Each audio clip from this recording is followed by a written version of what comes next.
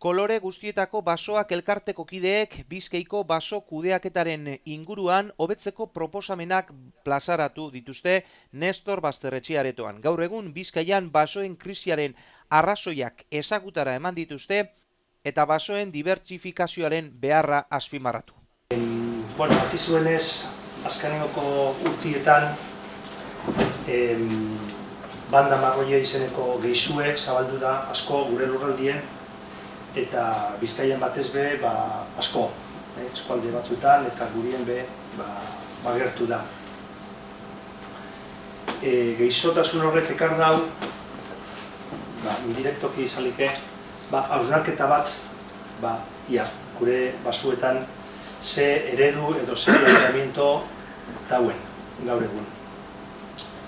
Orduen, gure islarizekeko, engozku analisi bat, berak zelan ikusten dauen gaur eguneko basuen egoera, eredu horren hausnarketa bat ingo dau, eta ez da geratuko bakarrik baizik eta gero engozku proposamen bat, berak grantaldiek zelan ikusten dala posible uztartutie bertoko landare edo bertoko arbolak ipintie, hau da, bertoko basue berreskuratutie, baina etekin ekonomikuepe atalata. Jasangarritasune eta alde ekonomikuek bizek apurbetor horreka baten eukite. Bera, itzaldizen izenburu da baso guztietako, kolore guztietako basoa, eta da ekimen bat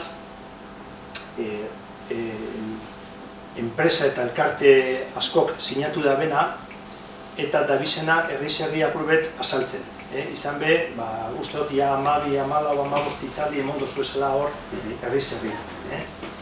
Eta, itzaldizien formatua izango da, lehen da bizi berak ingo dau, PowerPoint baten laguntzagaz, ingo dau, guzti hau azaldu. Itzaldi erderaz izango da.